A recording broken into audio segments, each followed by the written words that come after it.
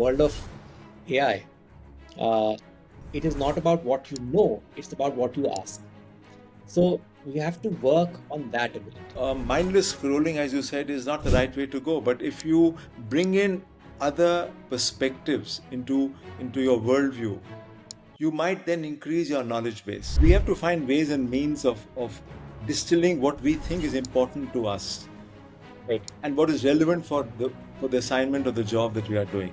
Shashank, these are just excuses. When we want to do something, we will get it done. Otherwise, whether it is boredom, you call it laziness, you call it, many other things that you can't, you find a justification to not getting it. Hi everyone, welcome to a new episode of Growthcast podcast. And today's podcast is special because I have with me two esteemed professors who are going to guide us to become better with our job and do well in our career. They have written a great book which is called Leap Frog 6 Practices to Thrive. And we'll focus our discussion based on the things that they have talked in this book so that you can get your nuggets of wisdom. I'm also going through the book and it has been very well written. So welcome Priyank sir, welcome Mukesh sir, welcome to the podcast. It's great to have you here. Thanks, Shashank. Thank you very much. Pleasure to be with you. Thanks, Shashank. I'll start with the first question. I think this question haunts every professional that we are doing so much and still we are not going anywhere. So I'm focusing a lot on the inputs, but outputs are not coming. So my first question is, have rules of success been changed in the job market right now or in the professional world? If yes, how can one tackle that? So one of the rules on this podcast, Shashank, is that Priyank being junior to me, he gets to answer all the difficult questions, and I coast on the easy ones. So Priyank, all yours. Thank you, Shashank. Thank you, Mukesh. Shashank, to answer your question, the rules of success are not changed, but they have to be adapted to slightly differently. So you have to work hard. You have to build networks. You have to work around what's there in the ecosystem. And that's what we've talked about. How you get there, how you adapt to this has changed. And one has to keep changing that to thrive in careers, to grow in careers, and so on. And we've talked about that in different ways in the book. For example, you have to continue working hard. So grit is the first chapter. You have to put in the hours. You have to sort of get your act together there. And then there are multiple other ideas that help you grow and thrive. Would you like to double down on the grit piece? Because I was also going through that chapter, and most of the time people feel that, okay, we are continuously doing things, but we are not getting to the outcome. But grit remains the foundation stone of everything if you want to get results. So, how can one develop grit? And if you both can touch base on that. So Shashank, we have defined grit as being having two components. It is having passion and perseverance. Right. So in order to do something with grit, you first need to be passionate about what you are doing. And then you have to be persevering in terms of accepting failure and saying failure is part of my growing. I will learn from the failure. I will improve in what I'm doing. And we talk a lot about deliberate practice there. Right. Now, in practice, you just keep doing the same thing again and again and again. But when you deliberately practice something, you make that 1% improvement every time you repeat the same act.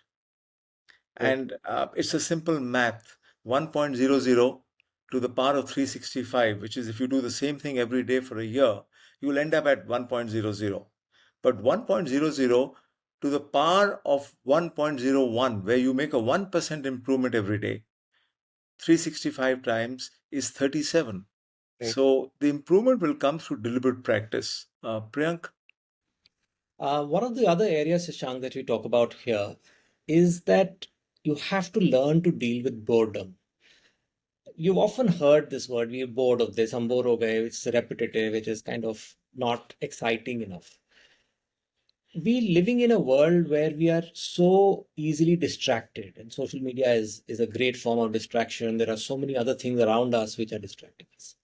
For us to have grit, we need to learn that we will get bored in whatever we are trying to. It is up to us how to make it fun. It is up to us how to sustain our interest and actually get it done by making that job less monotonous and boring. But remember, getting bored is not an excuse to stopping your purpose, passion, discipline, whatever you do. Got it.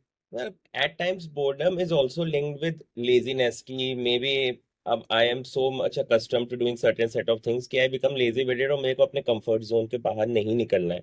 So, is there a basic difference between doing things perfectly and then achieving boredom?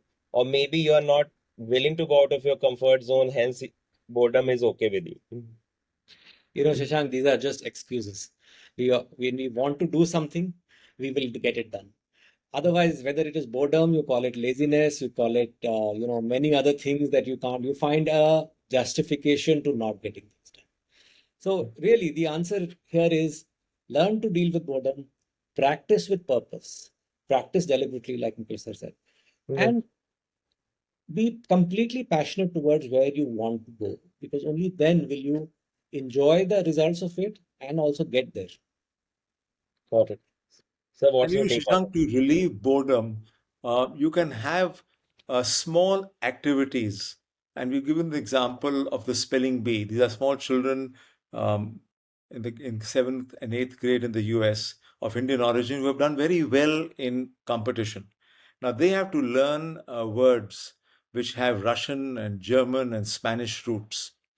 So to entertain themselves and relieve the boredom, they tried a simple experiment. They would go to their grandmother, who was of Indian origin, and her pronunciation was not what the kids had. This is all in the US. And the grandmother would pronounce the word with the English, with the Indian accent. Now, this would introduce peals of laughter and entertainment amongst the children, and this relieved the boredom.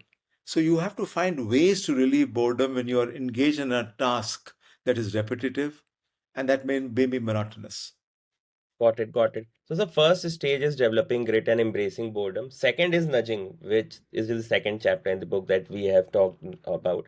So I wanted to understand what are some of the basic hacks around nudging that one professional or maybe working people can give themselves so that they remain motivated in the long run. So what are some kind of nudges that you will suggest people that they should keep on giving themselves maybe on a regular basis? Mukesh? Go ahead, Priyank. Okay. We'll answer each question in turn so that unless there's a difficult question, then of course it's Priyank. So go ahead. No worries. So, nudging is based on the behavioral science, which has been popularized by Richard Thaler, who actually won the Nobel Prize for behavioral economics. What nudging tells you is that you have to drive behavior of people without taking away the choice, and of course, without any monetary incentives. Now, that concept can be applied to yourself as well. So it's not something that. So let me give you an example of a nudge, right? For example, today you are walking in a supermarket. Whatever is at eye level, you end up purchasing those products much more than what's at the top or at the bottom. When you are checking out of a website and you have certain options which are already pre-ticked for you, those are called as default options. That's a nudge. It's pushing you to accept that little insurance, give that extra tip, put money in donation, whatever. There may be different things where you end up doing. So they are driving behavior, but they still give you the choice. What happens when you apply this to yourself, right? So small examples. You want to exercise every day. How do you push yourself to get into an exercise mode every morning? A small nudge is keeping your shoes accessible and wearing them as soon as you are out of bed, so that you are pushed into getting out of the house and going and exercise. Another nudge, you want to learn how to play the guitar, right? Now, where you put the guitar will be stuck in some loft somewhere. Pull that out, get it tuned, keep it next to your desk. Every time you take a break, instead of picking up your phone and scrolling through Instagram, go pick up the guitar and strum a few chords. And over a period of time, you see these habits will change. So, what is it that you can do to nudge yourself is this chapter about. And these are just a few stories. The chapter has a lot more exciting Right. stuff. But I'll let Mukesh sir talk. See, another small nudge is, for example, you have a calendar on your table with blocks on it, and you start crossing the days you exercise.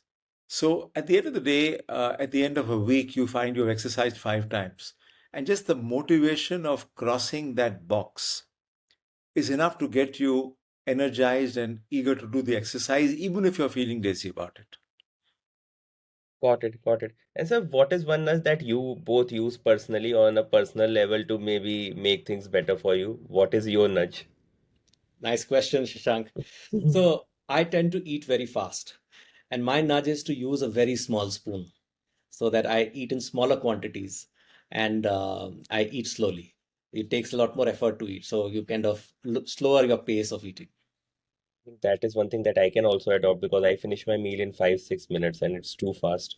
Mm. What's your nudge, sir? Mukesh, sir? So I've got two small nudges I'll talk about. One is that the day I've already eaten something sweet, let's say in the afternoon, and I don't want to have a sweet in the evening, as soon as I finish my dinner, I go to the toilet and I brush my teeth and floss my teeth. Now, once I've flossed my teeth, then there's no question of eating after that. So these are small nudge I use on a regular basis when I want to ensure that I keep my, for example, the sweet content within certain control. Shashank, don't forget, both of us have food-related nudges, huh? Yeah, The that's other nudge is at work. I love making lists. So I make a list in the morning every single day of 4 or 5 items, and the pleasure in crossing each item as you do it. By lunchtime, you have crossed 2 out of your 6 items that you want to do. So that list stays with me, and I carry that list. It's a physical list. I take an old envelope, write down the 5 things I need to do, and I keep crossing them off. I think that's that is one of the things that I like to double down on. Like I also keep on making list, but in general my efficiency is maybe 60-70% because chances are high Pareto principle applies and top 2 or 3 tasks will take most of your time. So other 4 5 which are there in the list, they hardly get touched and then you tend to forget. So in situation like this, how can one be more efficient? Maybe seeking your wisdom here. So, Shashank, one thing is to make a list every day. So don't have a list of 20 things and keep it for a week. Right. So tell yourself at the start of the day, these are 4 things I would like to do, which you think are most important for that particular day. Right. And then cross them as you do them. And again, I don't believe in completing everything immediately. Sometimes you can't do it. But that incremental step that you take, for example, you open a Word document and you start writing, and then you know you don't have enough information to complete that document. Right. But you made that first step, and that propels you forward. Priyank, what about you? No, I think that's very well said. You have to also decide, Shashank, what goes on to the list. We often trying to put everything onto a list. In fact, we have a very nice story, which we'll share with you on how you prioritize lists. It's a Warren Buffett story. Okay, it's one of your favorite stories if you want to narrate that. Can I read the story out to you? Sure, sure, sure, please.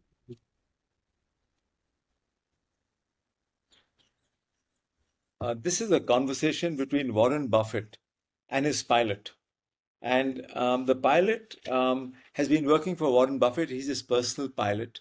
And Warren is always telling him that, look, besides being my pilot, you need to have some ambition. You need to do something with your life.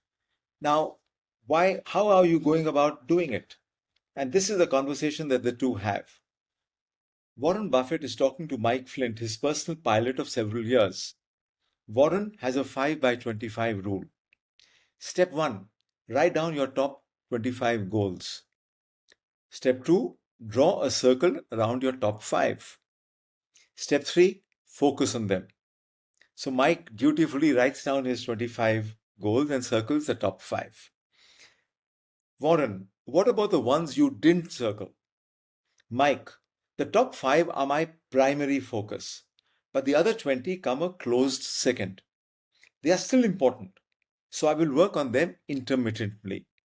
They are not urgent, but I still plan to give them a dedicated effort. Now, this is Warren Buffett's reply, and I think this sums up prioritizing. He says, no, Mike, you have it all wrong. Everything you didn't circle just became an avoid at all costs list. No matter what these things are, they get no attention from you until you have succeeded with your top 5. Shashank, this is a very important lesson in curation, which is also one of our chapters in the book, which is how do you really put your effort, time in and make choices of what matters. And that's the essence of how curation works. So, Right, right. I'll then shift gears and I'll move to the next chapter, which is the third chapter, be intellectually humble. And I think humbleness is a trait that's very rare these days because people either tend to speak up a lot and then they become confident and then overconfident and then everything creeps in. So, how can one be humble at the same time, like you have told, be intellectually humble? So, what does intellectually humble means? Sure. So the essence of this, Shashank, is to have strong ideas loosely held. You are strong about your opinions, your views, and your knowledge, but you are open enough to accept a different perspective, to look at things from somebody else's view also, to change your perspective based on additional information that you get. We are so confident, and sometimes, as we call it in the chapter as well, we are confident idiots for what we believe we know. But there is so much more in the world out there that influences our beliefs that we don't want to consider them. Intellectual humility is the ability to be open to other ideas as well. Okay. To recognize what you don't know. Right. Because we all have a limit to the amount of knowledge we have and what we know. And again, we have a short story on that that I'll quickly narrate. You know, you've probably heard that if you put lemon juice in a pen and you write, nothing will be visible until you iron or heat the paper up. So this is this guy who hears this story and he thinks he's being very smart. So he applies lemon juice on his face and he takes a picture with a camera. Now the picture comes blank. We don't know why. Maybe the camera was defective. Maybe the reel that he was using was bad. But he gets a lot of confidence now that lemon juice on your face makes you invisible. So he applies lemon juice and he robs a bank. Not only that, he smiles and waves to the security cameras, full of confidence that he is invisible. Well, within a few hours, the police land up at his house, they catch him, and he then keeps explaining that I applied the juice. This story is repeated in the newspaper the next day, and a professor of psychology has a simple question. Can you be so stupid that you don't know how stupid you are? And that leads to what is called the Dunning-Kruger effect, where when you engage with a field, you initially are full of confidence about it. But as you increase your engagement and you dig further, you realize how little you know.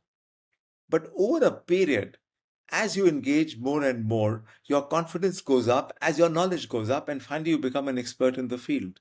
So intellectual humility starts with recognizing that you should not be a confident idiot. Right, right. But if we translate it to corporate world, so people who generally have say 10 plus or maybe sub senior level positions they are in, they come with certain set of bias or confidence that I know my shit in and out, so I know everything what is going on. And then there are conflicts because if two such personalities come and interact together, they come with very strong opinions. So in situation like this, how can one be intellectually humble and also avoid conflict? So how can one avoid conflict when you have this kind of bias which is in your hand that maybe I'm always right? Shashank, the objective is very simple. Be open to ideas and get other people to be open to your ideas as well. It's Right. easier said than done. All of these practices are not easy to implement.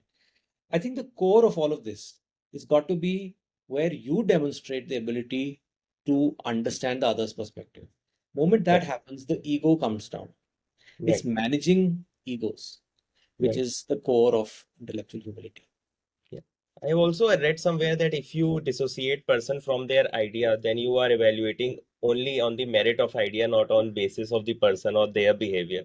So Yes, that is also one good way of looking at it. absolutely. Absolutely. See, one thing that CEOs, I've noticed that some of them do, is they engage an executive assistant who's probably half or one third their age, who is Right. fresh from university, from college.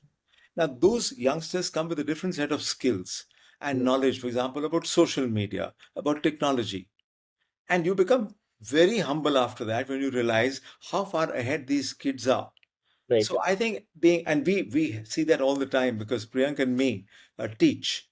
So when we are now, for a small example, when students come and you're telling them something and they want to make a note of it. Now your normal method of making a note would be to take a pen out and take a paper out and start Right. writing. These kids don't do that. They take their phone out and they make notes on the phone. So these are small things that when you engage with younger people, you realize that you need to upgrade your skill set, and then you become intellectually humble. think this happens with me also. The team that I work with, interns, they are used to sending me voice notes, and I'm someone who is used to type. So I Yeah. type them some 3, 4 paragraph full of messages, and then I get just a voice note, and I feel it's much more efficient. I was just typing for last 5, 6 minutes, and these are the people who just did it within 30 seconds. Also, sir, slightly digressing, would like to understand from you both, how is student behavior changing? Like now there is too much social media there. Now AI has also came in. So you are on ground there, you are interacting with folks who are basically, people call them Gen Zs. So how are they different from people with whom you interacted in, say, maybe early 2000 or 2010 to 2020? How that shift is happening in the academic world? Shashank, the students are a lot more informed. They are smarter. They are thinking. They come well prepared also, because the information available or based on the topic that you give them is all available online. You're also up against AI. So the moment you ask them a question, they will quickly chat GPT it, and then they'll give you a perspective, right? So I think it's a challenge to be up to date. It's a challenge to give them a perspective that is beyond what the machine or the cyber world is actually thinking of. But I think more than that, Shashank, it is really sharpening their minds as teachers that we are focusing on, because you are giving them the ability not just to think but to question. See, understand one thing: within the world of AI, uh, it is not about what you know; it's about what you ask. So we have to work on that ability.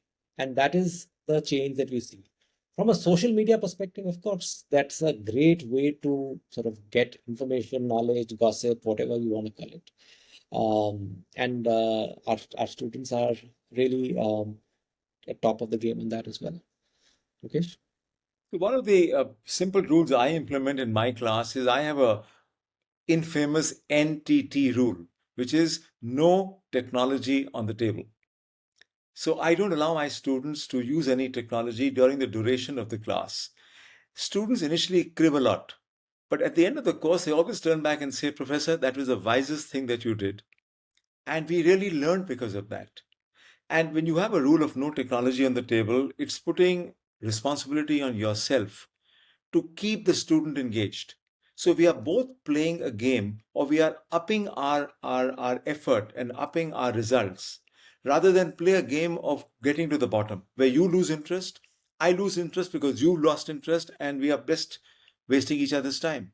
And I find this NTT rule works very well, and students really appreciate it later. And many years later, when you meet them at the airport, they'll tell you NTT, and I get a lot of pleasure in hearing that from them. And so what about open book exams? Like when I was in IMT, I was doing my MBA, those exams were a thing. So because of this chat GPT or AI thing, our open book exams is still there, or maybe they are also losing the stream because of this tech intervention.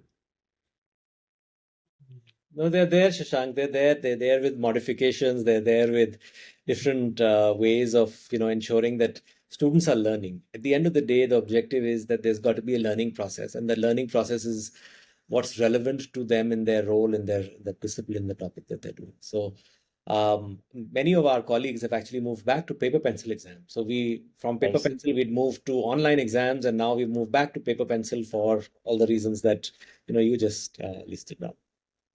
Nice. So I'll move to the next chapter, which is dancing with disciplines. This sounds very romantic, but in most job, people barely have time to finish their own tasks. So how do they expand their thinking and without losing focus? If they have to do it, how they can do that?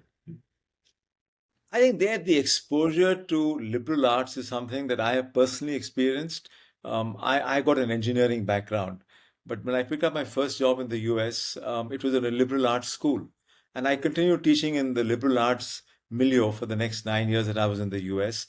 And there you find that people, when you sit in a classroom and you have students who have a background in computer science, a student who has a background, let's say, in music or in art, and they come together and for example analyze a case, and most of my teaching is through case studies. They bring different perspectives. So when you dance with disciplines, you are realizing that there are multiple perspectives to the same problem. Got it. Priyank, sir, your take on that? Yeah.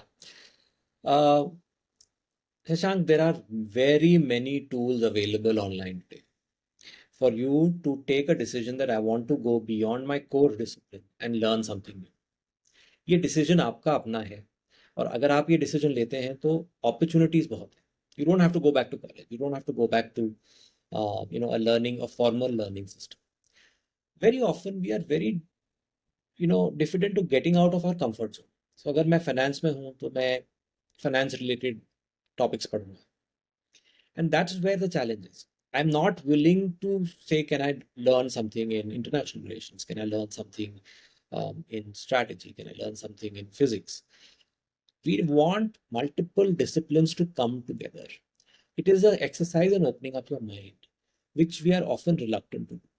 So the submission to your listeners is pick up a topic, go online, read about it, hear about it, learn about it, and enjoy it. And find people who are experts in that in your circle so that you can have a conversation with them. And when you start doing this, and you can say, okay, for this quarter, I want to just learn this one new thing or explore this one new area. You'll really find the pleasure of getting different disciplines. We actually, it's the subtitle of the chapter is When Ideas Have Sex. It's really about intermingling ideas.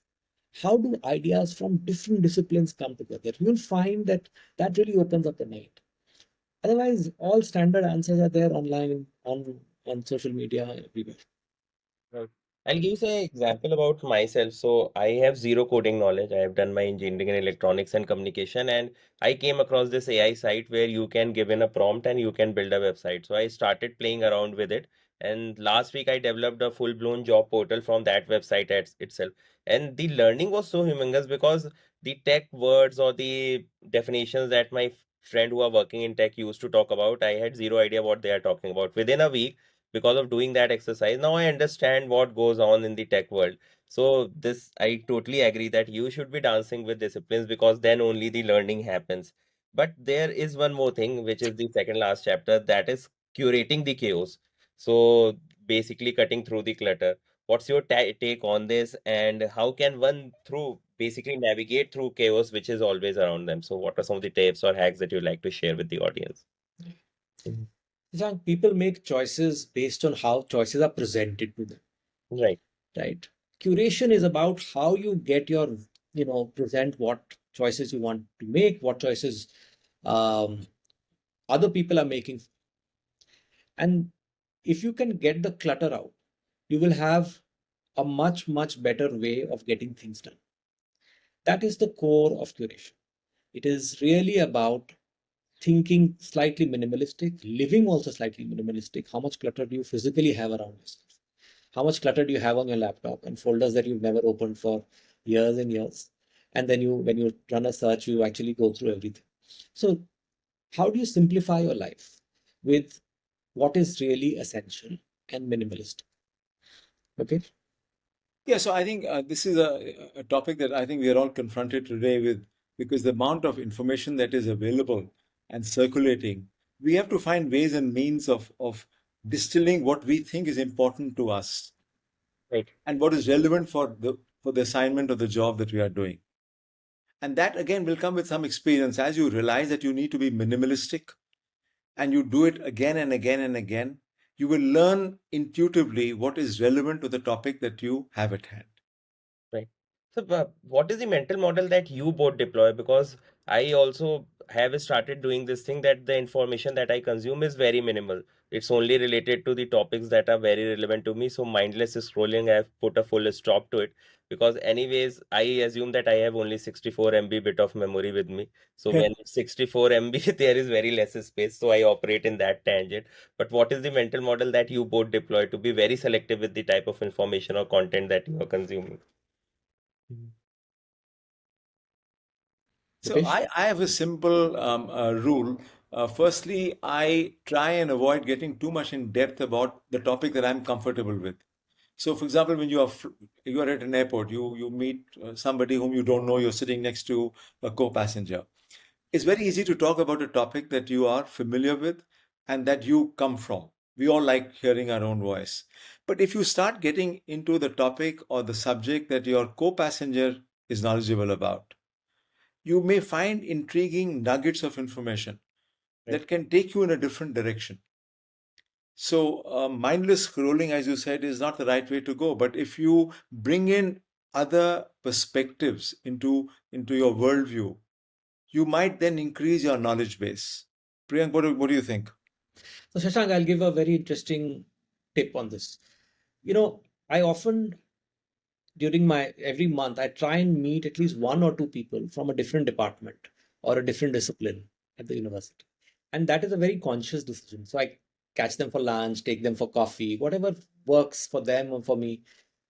If your listeners can do that consciously, because you end up making, let's say, a lunch group, and you go for lunch with the same gang every day. Once a month, try to do it with somebody in a different sphere, different department, and you'll see that the conversation will change. That's a very important part of also being able to curate what kind of information that you're really talking about. Got it. I think in Google we have this concept called as lunch ninjas, where you can fill in a form and randomly you will be assigned some person from different department or team. So you can go and sit down, have lunch with them and understand that what is going on. So that is one way through. I have also network across teams because I'm part of sales team here. So very rarely I get to interact with, say, either engineering team or maybe team behind GP. So those interactions happen because of these lunch ninjas. But if I talk about chaos, if in current scenario, if we look at it, so the market right now is such that the job openings are fewer. At the same time, the candidates are giving their best. And also, then there are talks about that how you should be going about investment, how you should be saving. So there are multiple things in your life that you need to stack rank. So how you prioritize and what is your Pareto principle for prioritizing all of these things? Maybe if I talk about career, finances, maybe personal life, professional life, how do you plan to strike a balance and any advice that you'd like to give to audience? Go ahead, Priyank. So Shashank, it depends on what phase of life you're in. Right. What's important to you at that point of time. And just as we were talking, Shashank, before we started, there is a phase of life that you're in where you have to focus on your time on your family, you have to focus your time on your career. Sometimes money is overridingly important. Sometimes parents are overridingly important. So figure out what works for you and put a priority matrix based on that. And that keeps changing. Do not try to look at somebody else's life and career and then say, okay, I want to live something like this, because that won't work for you. Prioritization is very, very personal.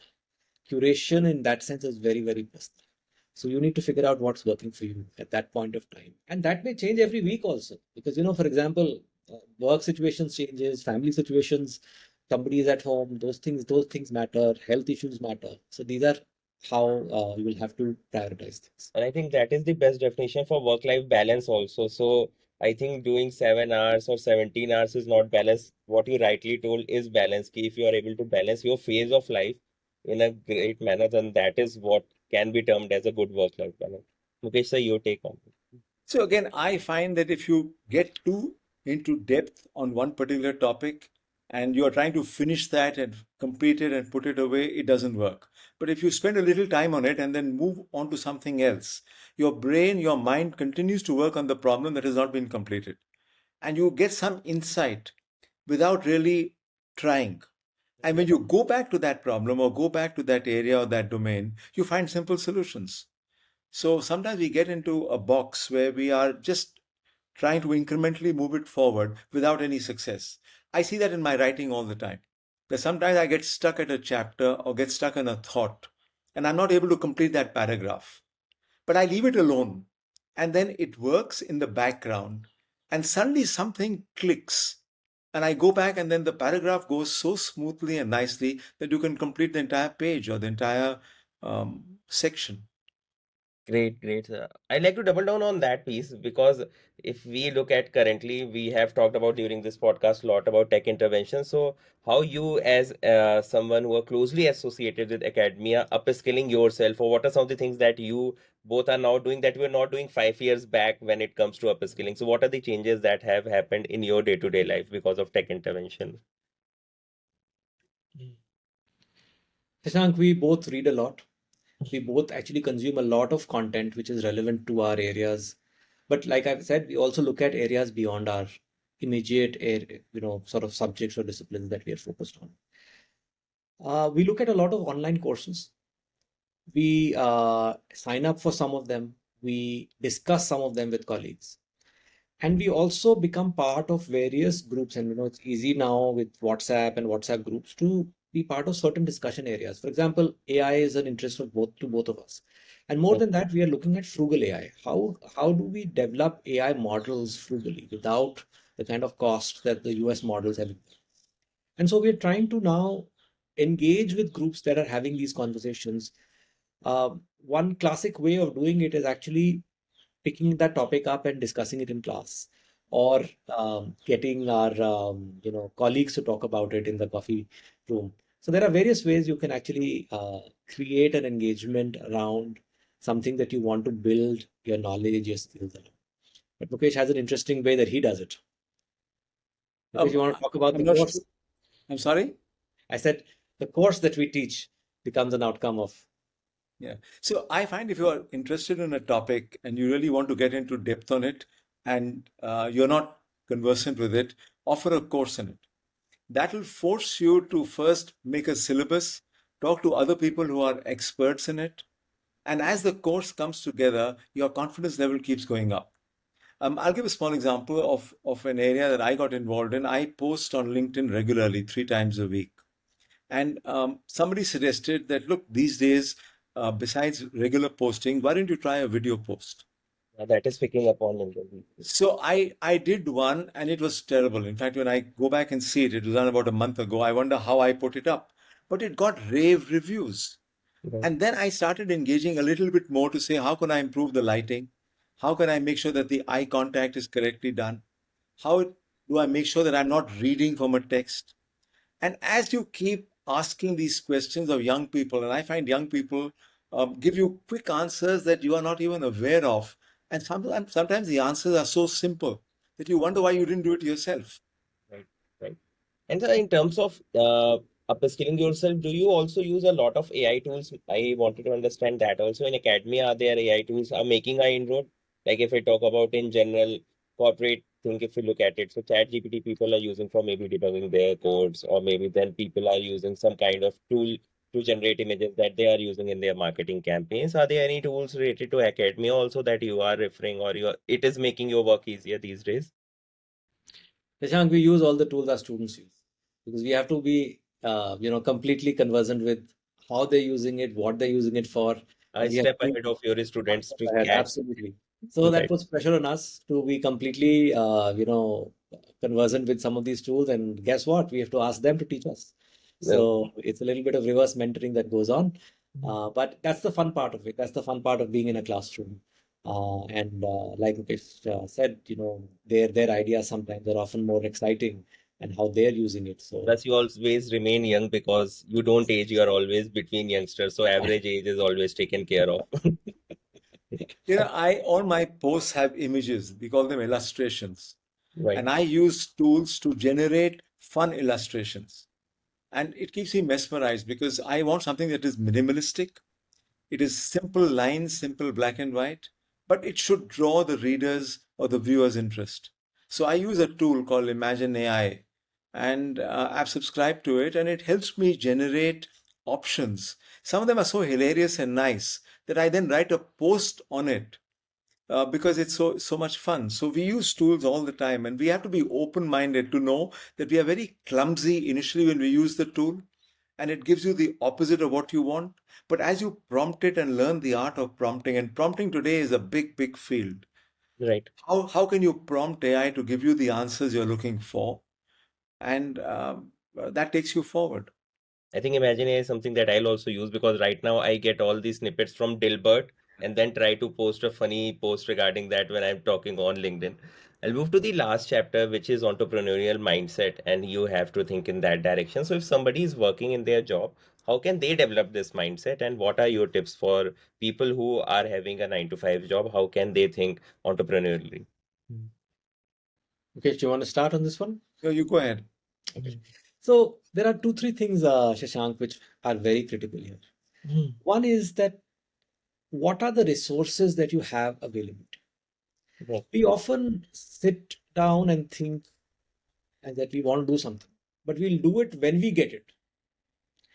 When we have money, when we have time, when we have contacts, when we have a network, uh, and we wait for that. What we are trying to bring out in this chapter, in this conversation, is start with your bird in hand. Start with what you have. Right? It comes from a very interesting theory of entrepreneurship called effectuation, which was popularized by Professor Saras Saraswati at Darden.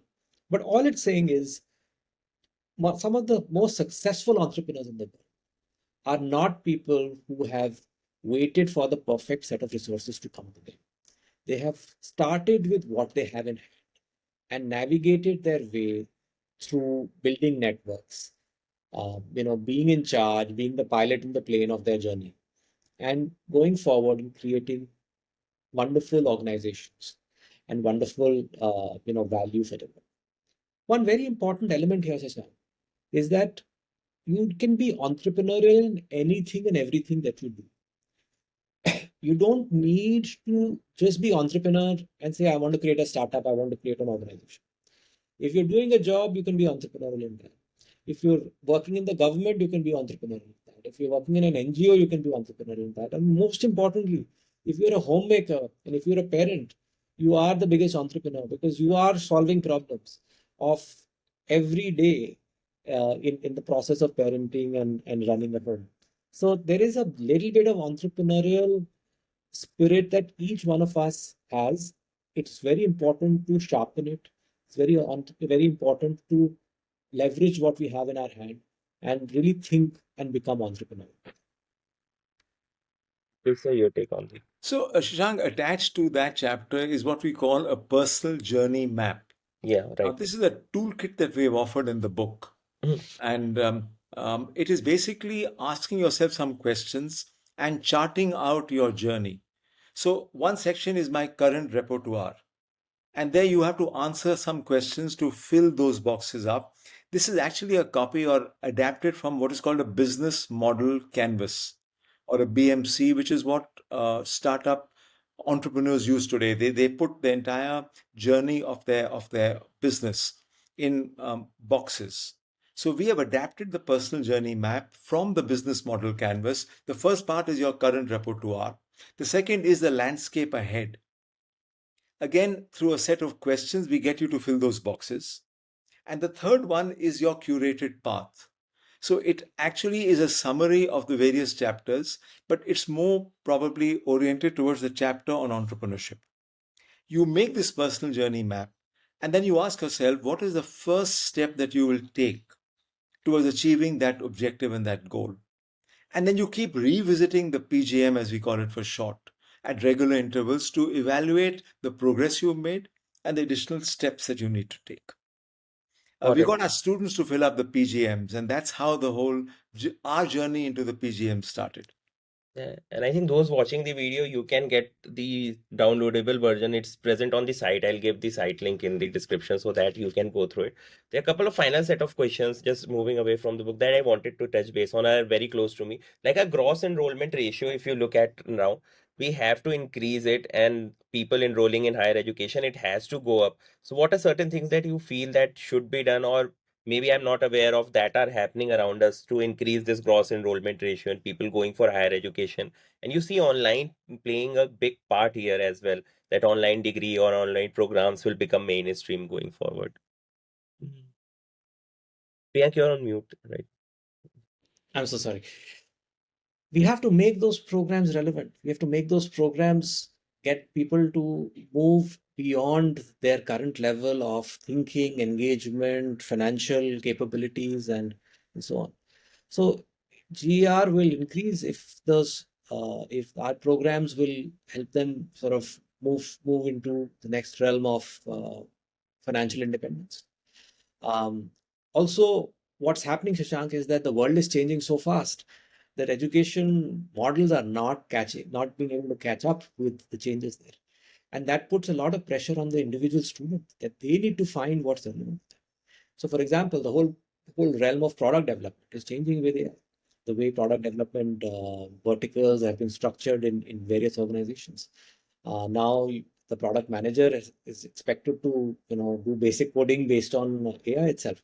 There are lots of things which have changed so quickly that the education system is still struggling to sort of catch up and play catch up there. But it's going to happen, and I think people are going to realize the value of studying further, skilling themselves further. Uh, I think it's not just enrollment. I think what are we skilling on is very Right.